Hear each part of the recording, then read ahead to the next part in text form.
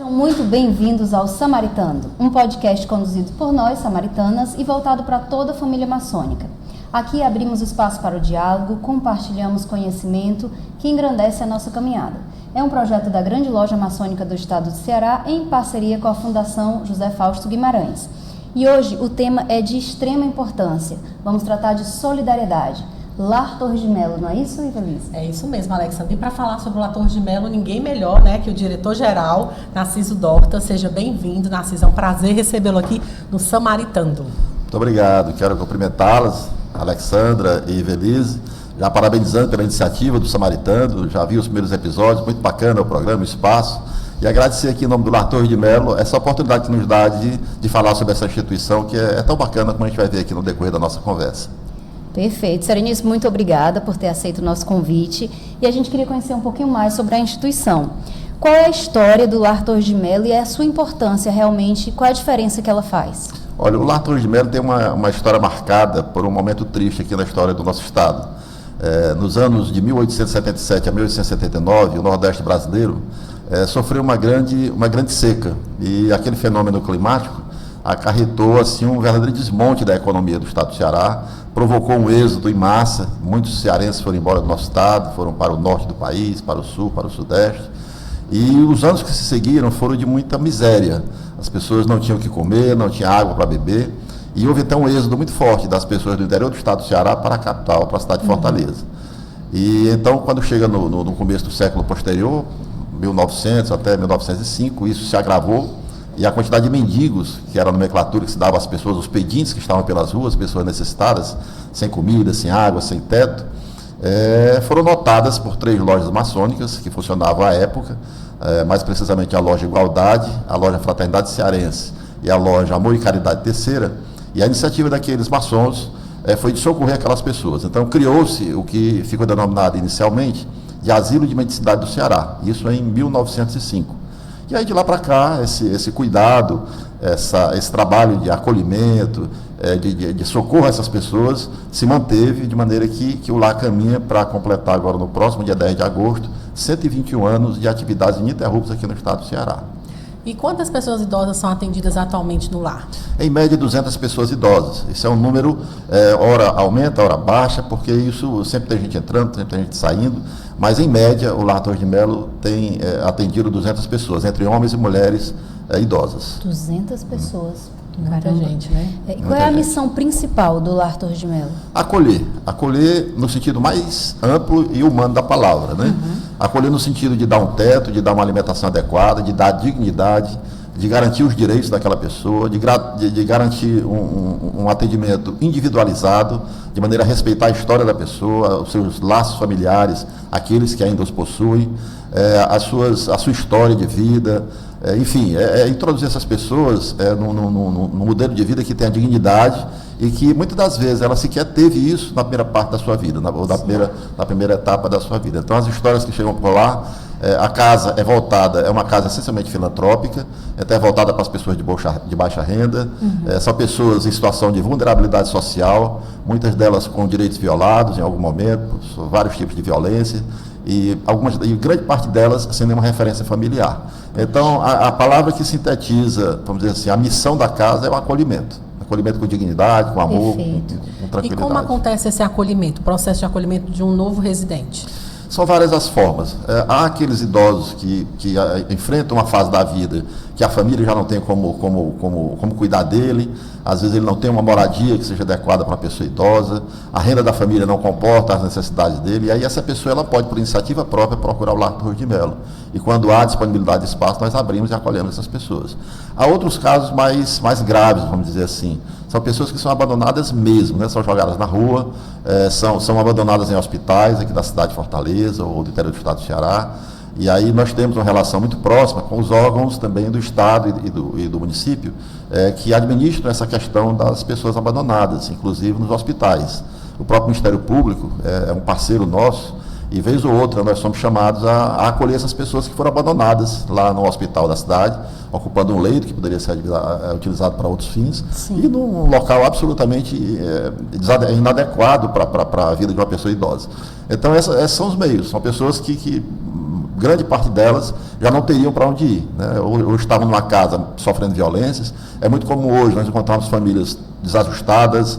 O problema da droga é uma ocorrência muito frequente nas famílias, principalmente nas periferias, né, de baixa renda, e há então muitas situações de violência, né, netos, filhos que se apropriam dos rendimentos do idoso, muitas vezes ele tem um benefício, uma aposentadoria de alguma coisa, e negam ao idoso o mínimo que uma pessoa precisa para viver. Então aí chegam na casa e lá são acolhidos. Narciso, então essas pessoas acolhidas, elas enfrentam desafios emocionais diversos. Muitos. As pessoas chegam lá, muitas vezes, muito fragilizadas, né? Sobre todos os aspectos. Sobre o aspecto da saúde, sobre o aspecto da situação psicológica, do sofrimento, né? E é importante ver, elas passam naturalmente por um período de adaptação, são acompanhadas por uma equipe multidisciplinar. Antes de entrar na casa, ela passa por um exame completo com o médico geriatra, com a fisioterapeuta, com os profissionais de saúde de maneira geral.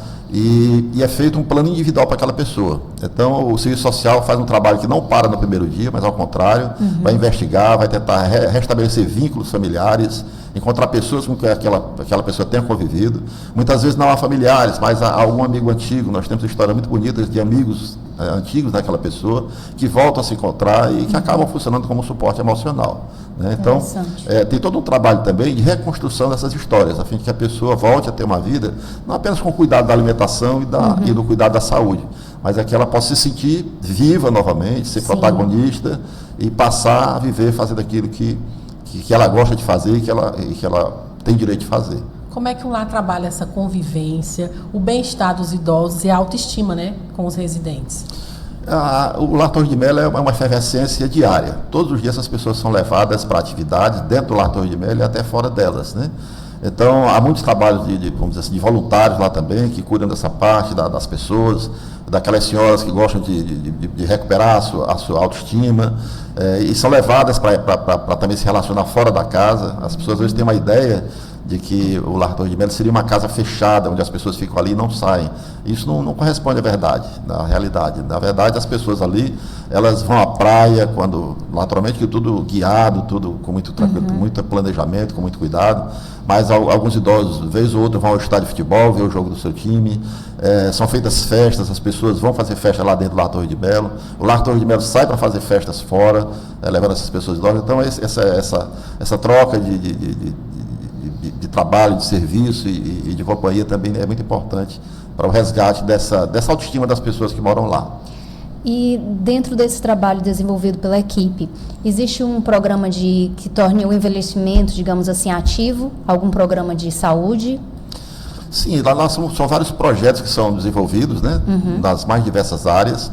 E a finalidade é exatamente que a pessoa envelheça feliz, né? Esse é o desafio. Com saúde, com a capacidade de realizar aquilo que ela queira fazer. Muitos deles, inclusive, são despertados para talentos que tinham e nem sabiam que tinham. Olha. Então, nós temos pessoas lá que pintam, temos pessoas que fazem... Que nem tinham despertado para isso antes. Não tinham despertado para isso. E, de repente, se revelam lá pessoas que tinham certas habilidades e que nunca tiveram oportunidade de fazer, de desenvolvê-las, né? Nós temos grupos de teatro, tem pessoas que cantam. Então, o que a casa faz no dia a dia é tirar essas pessoas do marasmo, daquela situação de inércia e passar a ter uma vida ativa, né? Que é isso que é o trabalho todos os dias naquela casa. E como é que o lar lida com essa questão da saúde mental do idoso, a solidão, né, que é muito comum na terceira idade, principalmente com esses idosos que muitas vezes vêm de situação de vulnerabilidade, né? Esse é um desafio permanente, né? Essas questões elas envolvem as pessoas idosas que estão lá e as que estão fora de lá também, né? E particularmente lá, há um trabalho profissional voltado para essa questão, né? Essa adaptação numa nova moradia, porque lá as pessoas chegam algumas vezes vindo de uma casa, de um lar, que o filho foi embora ou alguma coisa que aconteceu, e lá ela vai disputar, vai dividir um espaço com outra pessoa na moradia, porque são casas que comportam até 4 pessoas morando juntas, 4 senhoras ou 4 senhores, e aí vai. E elas são levadas a criar novas relações, outro modo de vida, né? E há um período de adaptação, naturalmente, mas muito acompanhado pelos profissionais, pelo pessoal que ajudam a pessoa a reencontrar o caminho da alegria e da felicidade dentro desse novo contexto, né? E aí são as atividades que são feitas nos mais diversos campos, uma forma dessa pessoa se sentir bem. Narciso, a família participa de alguma forma, pelo menos de parte desses idosos? Tem Sim, sim. Há muitas famílias que continuam convivendo com o idoso que lá reside. Sim. Algumas situações em que o idoso reside lá, mas tem uma família estruturada, às vezes por uma questão circunstancial, do próprio imóvel, da quantidade da renda familiar, de algumas coisas, e o próprio idoso, às vezes, por opção dele, prefere morar no Lar Torres de Melo. Então, nessas situações em que há uma família, que há um suporte, fica muito mais fácil. E a família é muito comum, a família visitar quase que diariamente.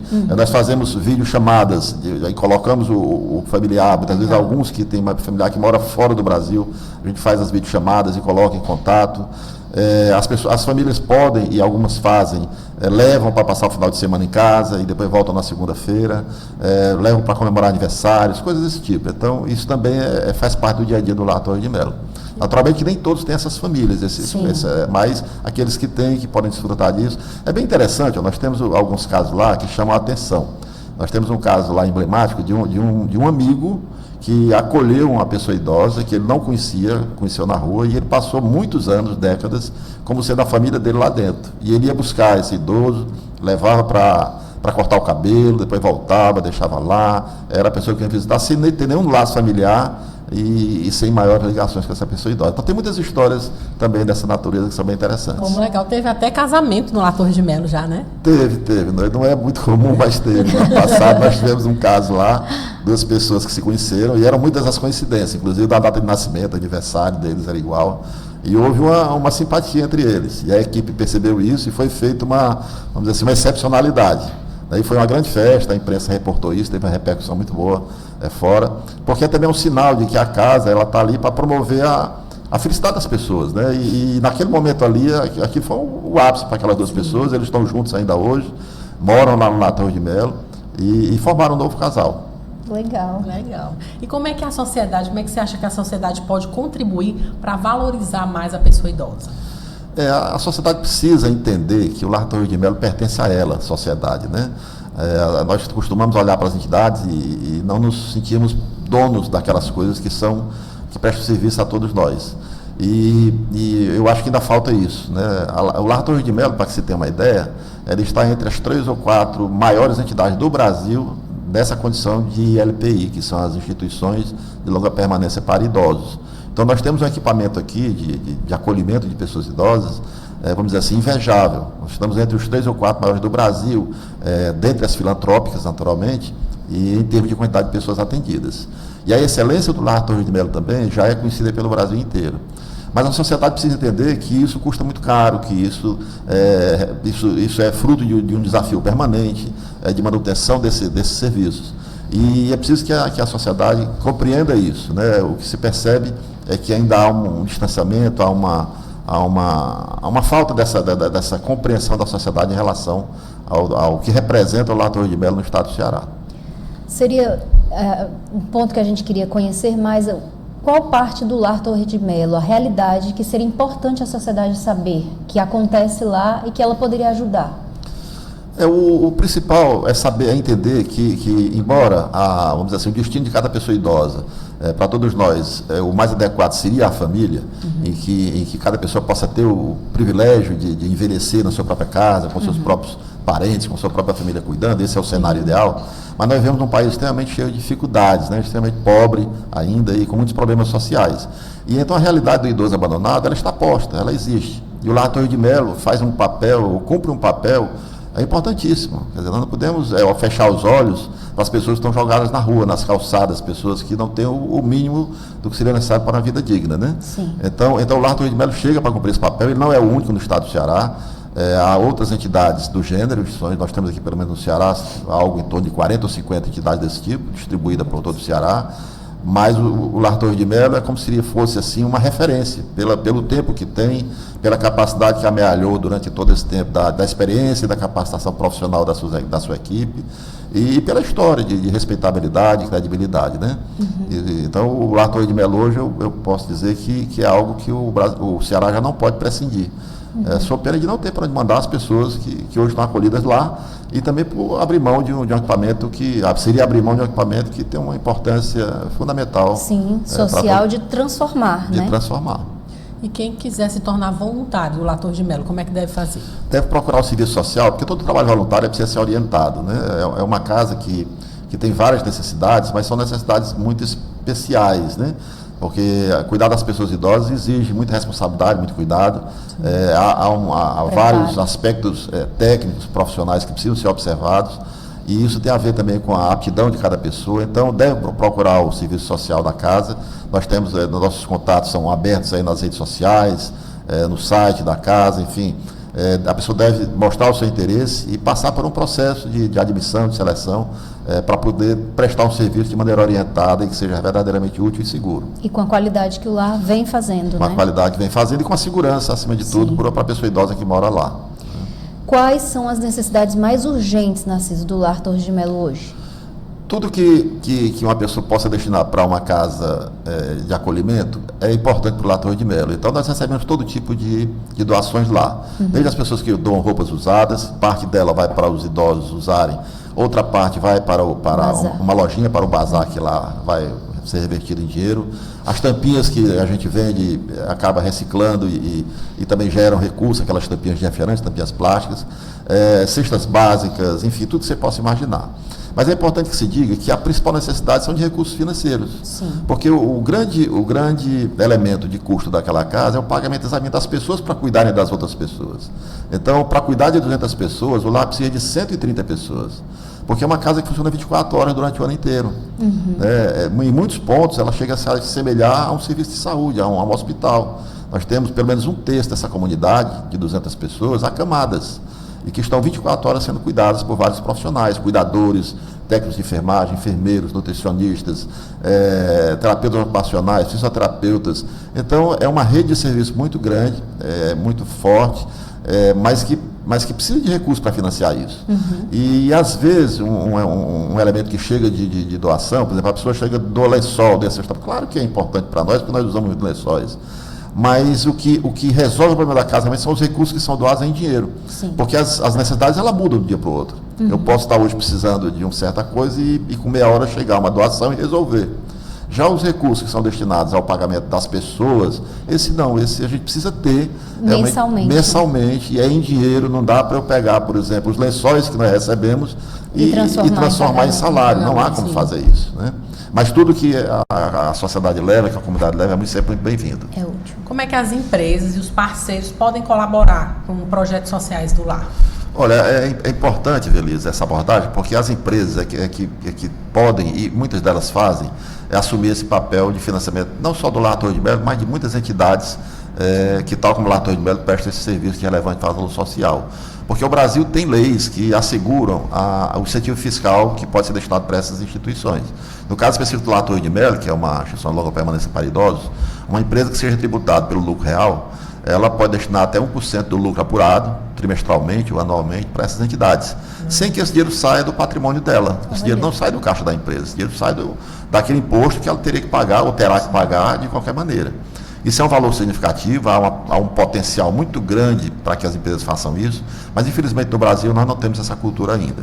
As empresas, elas por alguma razão, que eu não sei explicar qual elas não fazem as doações, as destinações, porque sequer chega a ser uma doação, porque não sai do patrimônio da empresa, da entidade. Seria o próprio imposto que seria pago, mas a própria pessoa estaria destinando para onde ela quer que seja aplicado o dinheiro. Perfeitamente. Ela pode nominar, ela pode dizer, olha, eu quero fazer essa doação, de parte do que eu vou pagar para o imposto de renda, eu quero que seja para essa entidade. Naturalmente que isso não é feito diretamente no caixa da entidade, no banco da entidade, porque isso tem um mecanismo que é estabelecido em lei, que são os fundos municipais, os fundos estaduais, mas as empresas conhecem isso. Sim. Na verdade, eu acho que isso já está no campo assim, da decisão realmente dos empresários, das pessoas que assessoram os empresários, os contabilistas, os contadores, enfim, para que isso se torne uma prática no Brasil. Faria uma grande diferença. Faria toda a diferença. Há muitos recursos que poderiam ser destinados, que resolveriam de maneira, vamos dizer assim, absoluta os desafios dessas entidades e que não são, porque ainda não é cultural. Não há essa prática das empresas no Brasil. Logicamente, eu faço aqui a ressalva que muitas empresas já ajudam. Sim. E se não fosse essas ajudas, certamente essa entidade não estaria sequer funcionando, né? Então, há sim alguns exemplos de boas empresas que fazem essa contribuição já. Então essa conversa está sendo muito importante, né, Evelise? Até para trazer esclarecedora, consciência, né? Trazer luz para o assunto, porque às vezes pode ser também uma falta de conhecimento do empresariado, mas com os contadores que podem orientar, né? Exatamente. Isso também acontece com a destinação, né, do imposto de renda pessoa física. Sim. Eu queria que o Narciso falasse um pouco sobre isso, que pouca gente conhece. Porque todo ano há uma oportunidade de doar. De igual maneira, assim como a empresa pode destinar uma parte do imposto de renda daquelas que são tributadas pelo lucro real, as pessoas que fazem declaração pessoa física pelo modelo completo também podem, sem que isso saia do seu patrimônio, destinar até 3%, na verdade é 6%, porque ela pode destinar 3% para a criança e 3% para o adolescente. Aliás, 3% para a criança e 3% para o idoso. Mas, enfim, falando especificamente do Lar Torres de Melo, pelo menos 3% desses tributos pode ser destinado para o Lar Torres de Melo. É uma coisa também que é incipiente, ainda não há essa cultura no Brasil. Nós começamos um trabalho agora de sensibilização, alcançamos algum sucesso, mas muito aquém do que nós desejávamos e chegamos a sonhar. Mas nós dobramos praticamente o que havia sido arrecadado em 2025, agora em 2026. Um valor ainda muito modesto, mas que representa que o esforço que a gente está fazendo, certamente a médio e longo prazo, poderá surtir bons resultados. Para que os nossos telespectadores tenham uma ideia, dados da Receita Federal indicam que só aqui na cidade de Fortaleza o potencial de doação das pessoas físicas poderia chegar a 360 milhões por ano. Se você imaginar que a quantidade de dinheiro que isso representa, quer dizer, nós teríamos aí a solução para todas as entidades do terceiro setor aqui no estado, ainda com sobras, né? Ainda sobraria. E o que é arrecadado não chega a 2%, é cerca de 1,5% a 2% o que é destinado. Então é uma questão, me parece, cultural, realmente de entendimento dessa questão e de cidadania. É isso. Interessante.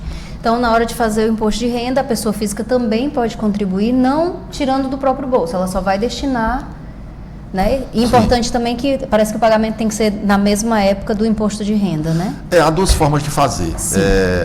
No curso do exercício, aquelas pessoas que já têm mais ou menos uma previsão do quanto ela vai receber durante o exercício e de como é que vai ser apurado o seu imposto lá no final do ano, normalmente as pessoas que têm rendas fixas, como salários, os assalariados principalmente, de uma maneira geral, eles têm como fazer uma estimativa disso. Sim. Porque eles já têm uma história dos anos anteriores. Então essas pessoas elas podem ir construindo mês a mês, inclusive. Sim. Por exemplo, se você imagina que vai poder destinar, dentro daquela sua capacidade de renda, R$3.000 e eu posso ir botando R$300 a cada mês, eu posso fazer ao longo do ano e chega no final do ano eu faço só o ajuste lá. Esse é um modo. E quando faz desse modo, inclusive, você pode ir além. Você pode doar 6% só para o idoso, só para a criança, quando assim você desejar. Quando você faz pelo outro modo, ou seja, primeiro você fecha o ano e não destinou nada, virou o ano, aí você vai fazer dentro da declaração, aí você pode fazer 3% e tem que ser, como foi agora esse ano, até o último dia da entrega da declaração, ou seja, exaurir o prazo no dia 29 de maio próximo passado. Mas temos uma nova oportunidade aí, o ano já começou de novo, o ano fiscal. Né, para que as pessoas possam saber e fazer a doação. Né? Sim. E, Narciso, como que o envelhecimento da população impacta o trabalho do Lar Torres de Melo? Olha, o envelhecimento é uma questão que está posta, é uma pauta que já não há como mais ignorar. Os dados demográficos do Brasil já indicam um crescimento excepcional nesta faixa da população. E o Lar Torres de Melo assume isso como um desafio de levar para além dos muros. Hoje o Lar Torres de Melo já não se limita a cuidar das pessoas que lá estão. Exatamente pela experiência, pela capacitação que adquiriu ao longo de mais de 120 anos, nós estamos encontrando meios de fazer com que esse serviço não fique restrito àquelas pessoas. E isso tem a ver com o nosso relacionamento com as outras entidades, com os conselhos onde nós participamos, com essas campanhas que nós fazemos fora, que faz com que a questão do envelhecimento seja melhor enxergada pelas outras pessoas que estão nas outras faixas etárias, o que nós chamamos aqui da intergeracionalidade, trabalhando para a questão das relações entre as pessoas mais idosas com aquelas menos idosas. Enfim, o Lar Torres de Melo também já está se colocando nesse cenário, nesse novo cenário, com esses desafios, de não se limitar a ser uma ILPI fechada dentro dos seus próprios muros. Nós, nesse momento, inclusive, nós estamos pleiteando um projeto, elaboramos um projeto, estamos submetendo à apreciação de uma instituição financeira aqui no Brasil, e o título dele é exatamente Para Além Muros. Porque o envelhecimento é uma realidade que está posta, o Brasil vai ter que encarar esse desafio, o mundo está encarando esse desafio, a quantidade de pessoas idosas com mais de 60 anos cresce numa velocidade jamais vista, e especialmente a categoria de mais de 80 anos, que é uma classe de pessoas que já vai precisar de mais cuidados, de mais atenção, são e de uma super série idosos, que né? são super idosos. Sim. Né? Mas é uma questão que vai ter que ser enfrentada, e o Lar Torre de Melo é peça-chave nesse processo. Existe algum projeto de ampliação do lar? A ideia, assim, eu particularmente penso que o Lar Torre de Melo já atendeu mais pessoas num passado não muito distante. Nós chegamos a ter lá 300 pessoas idosas, 350 pessoas idosas. Esse conceito já não é o conceito mais assim, adequado dentro da assistência social hoje. Os profissionais da assistência social imaginam casos menores como sendo mais fáceis de se tratar a pessoa idosa naquilo que diz respeito à sua individualidade. Então, esse já não é o modelo perseguido, de ampliar o número de pessoas na mesma instituição. Mas a necessidade pode sim induzir aqui, mais cedo ou mais tarde, a gente tem que ampliar por conta de uma capacidade que já existe. Então, o Lar Torre de Melo hoje está colocado numa área de 16 mil metros quadrados, com mais de 6 mil metros de área construída e que tem espaço sim para acomodar mais pessoas. O desafio é financiar esse aumento, porque o espaço, eu posso lhe garantir que nós temos hoje e teríamos como socorrer mais pessoas, acolher mais pessoas. Mas o grande desafio é como financiar isso, né? Sim, como custear. Como custear. Esse é o desafio. E qual é a visão da instituição para os próximos anos? Já deu uma ideia aí que seria a inter-relação com outras gerações, né? Qual é a outra visão que tem a instituição? Olha, o grande desafio é sobreviver, é manter a casa no seu rumo, de que já vem há mais de 120 anos. Sim. Esse é o primeiro desafio, porque não é fácil. Os desafios lá são diários. São instituições muito cobradas, né, pelos órgãos de controle do governo. Sim. E isso tem um lado bom, porque nos força a sempre estar observando as regras e a maneira como deve ser feita cada coisa. Mas há uma pressão muito forte em contrapartida. Então esse é um primeiro desafio, manter o atendimento com nível de qualidade e excelência que nós conquistamos hoje. E a partir daí, encontrar os meios de colaborar com essa nova realidade que a sociedade brasileira está enfrentando. Sim. Como é que essa experiência, nós temos hoje, por exemplo, um convênio com uma universidade aqui do estado do Ceará, e que nós tivemos até um dado bem interessante, que é bom que se diga. Hoje, os geriatras que têm no estado do Ceará, 14% deles passaram pelo Lar Torre de Melo durante a sua formação. Então, nós temos esse programa com um intercâmbio com a universidade, que todos os dias, se você for no Lar Torre de Melo, você vai encontrar lá pelo menos 30, 40 estudantes de medicina, já na sua fase final do curso, com os seus professores, com os monitores, e eles têm ali um laboratório de excelência para quem está se formando e vai cuidar das pessoas idosas. Então, essa maneira que o Lar Torre de Melo já está fazendo e que está beneficiando a sociedade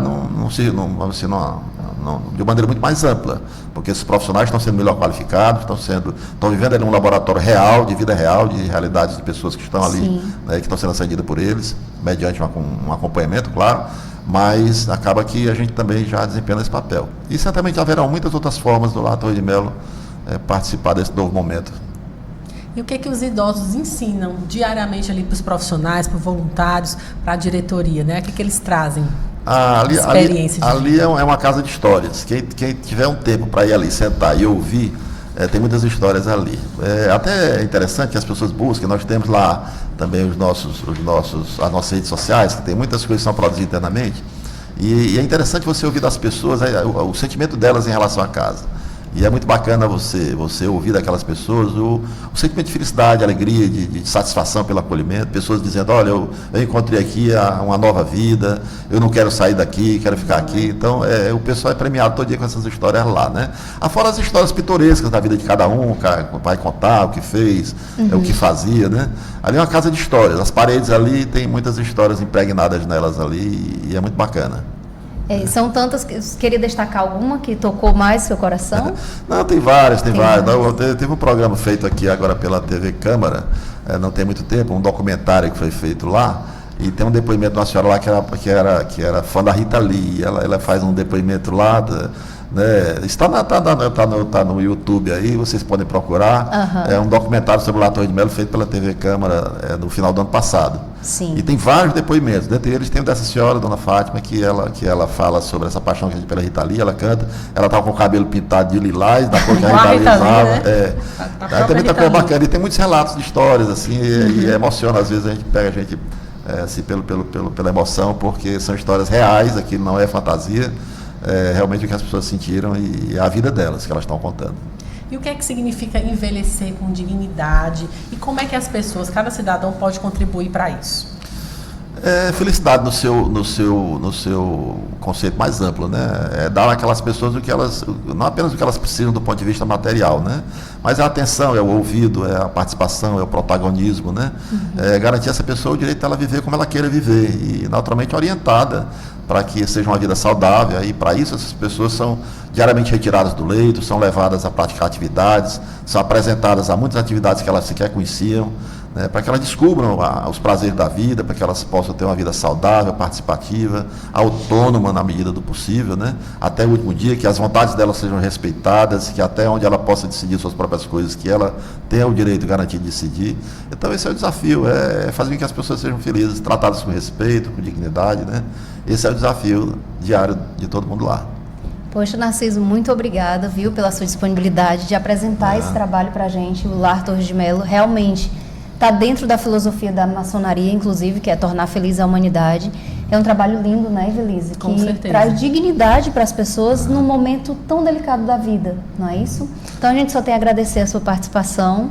Eu queria que você falasse para quem está em casa, nos ouvindo, quem pode ajudar, né? Como é que pode ajudar? Quais são os canais para ajudar o Lar Torres de Melo? Olha, quem quiser ajudar o Lar Torres de Melo, nossas redes sociais, no Instagram, @Lar Torres de Melo, lá no nosso site, lartorresdemelo.org.br, no Facebook, enfim, nas redes sociais tem lá os vários mecanismos, no site, há várias formas de quem quiser ajudar o Lar Torres de Melo. Seja com doações de coisas, de alimentos, remédios, tudo aquilo que uma casa como essa consome. Nós temos os mecanismos do PIX recorrente, que tem lá o CNPJ, que a pessoa pode fazer o PIX no valor que for da sua conveniência, que for da sua capacidade. Nós temos, não mais esse ano, o imposto da pessoa física, mas para o curso desse ano, para quem deseja fazer ao longo do ano. E quem queira nos acompanhar a partir do ano que vem, a nossa intenção é ampliar essa quantidade de pessoas que sejam parceiras. Os empresários que estiveram nos assistindo, falaram com seus contadores e buscarem um mecanismo também de fazer através dos incentivos fiscais que a lei garante. Enfim, para ajudar sempre há uma maneira e nós estamos receptivos e ficamos muito gratos por essas ajudas que chegam e que fazem com que a casa possa funcionar. Quem quiser conhecer de perto, pode fazer uma visita ao Lar Torres de Melo? Pode sim, o Lar Torres de Melo é aberto à visitação, naturalmente isso tem que ser agendado, lá no site, nas redes sociais, lá aos telefones, aos contatos, faz o agendamento com o serviço social, e tudo pensado para fazer uma visita tranquila e com garantia de segurança para os idosos e para as pessoas que lá trabalham. Então é uma coisa agendada, mas uma coisa absolutamente tranquila, as pessoas têm acesso a todos os lugares, e elas podem sim e são sempre muito bem-vindas. É bom, Alexandra, a pessoa conhecer, né? Sim, conhecer sim. A instituição. É um trabalho muito bonito que vem de longos anos, né? Já reconhecido pela sociedade e é importante, sim. 121 anos? 121 anos será completado agora dia 10 de agosto. Né? Estamos preparando já a festa de 121 anos de aniversário. É uma grande história, né? A gente só tem a agradecer a você por trazer, né, tantas informações importantes, né, sobre esse trabalho tão bonito que é feito pelo Lar Torres de Melo há mais de 100 anos. A solidariedade em ação, né? A gente acabou de presenciar aqui. E a gente viu aqui que começou pelos maçons, né? Pela grande loja, pela maçonaria, fazendo esse trabalho dessa instituição centenária, né?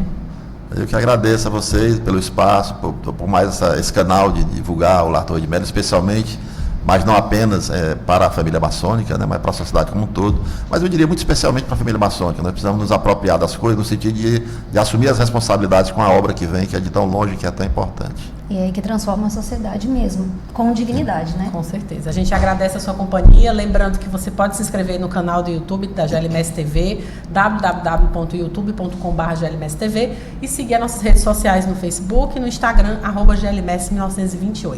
Obrigada por você ter ficado até aqui, conhecer um pouquinho mais do Lar Torres de Melo e nos acompanhe para o próximo episódio. Até lá! Até lá!